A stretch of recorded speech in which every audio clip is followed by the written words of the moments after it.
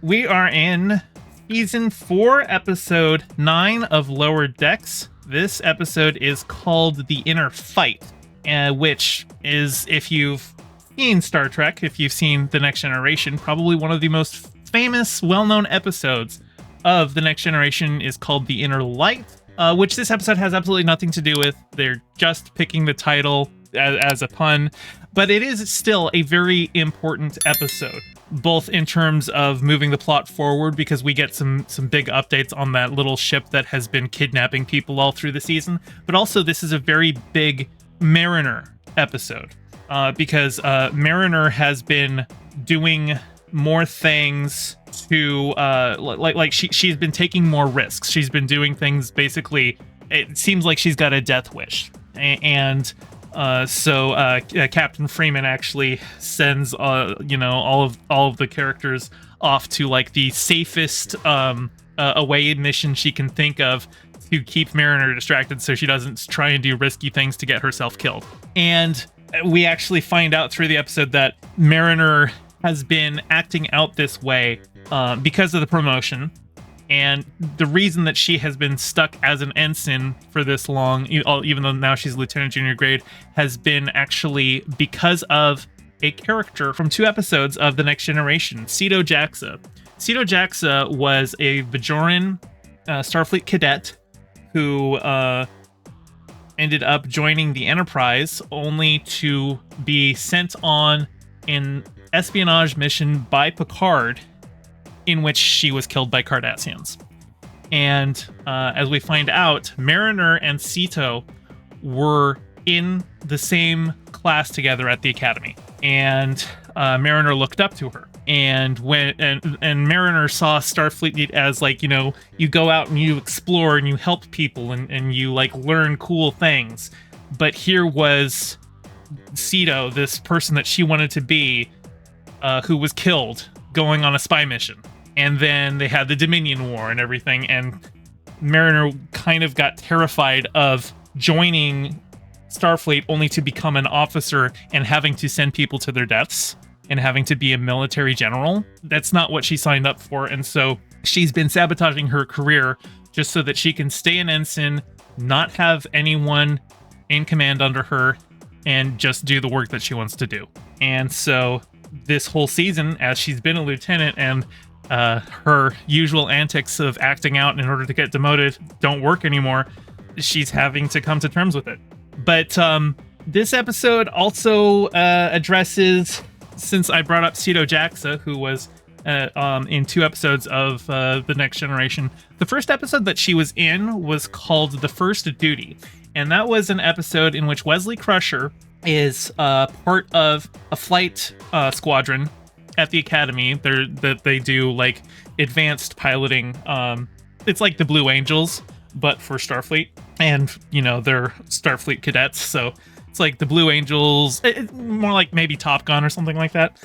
But there was another character that was introduced in that episode who was actually the ringleader behind a stunt that they tried to pull off that ended up in the accidental death of one of the members.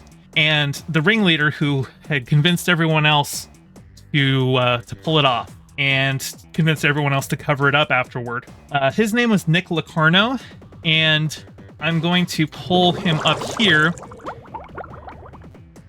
You probably, if you've seen Star Trek Voyager, you might recognize that face, because that is Robert Duncan McNeil, who also played Tom Paris. And in fact, it has long been speculated that Tom Paris was originally supposed to be Nick Locarno in Star Trek Voyager, but they renamed him because since Nick Locarno was created for another series, if they used him as a regular here, they would have to pay the writer of that episode basically for every appearance of him. And so they retooled his origin slightly, but they still made him a disgraced former Starfleet guy who ends up getting a second chance. And for a long time, my headcanon was that Nick Locarno was Tom Paris still. That because Tom Paris's dad is a Starfleet admiral, he didn't want to go to the Academy under the name Tom Paris, because everyone would be like, oh, you're Admiral Paris's boy. He didn't want the favoritism, right? He just wanted to do the work and prove himself on his own merits. That was always my headcanon for him. And I was able to maintain that until this episode, because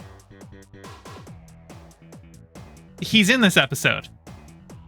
Played by Robert Duncan McNeil still, but he's very clearly a different character now than Tom Paris. He is, in fact, his own guy. He and Marin are actually are teamed up, but that's kind of...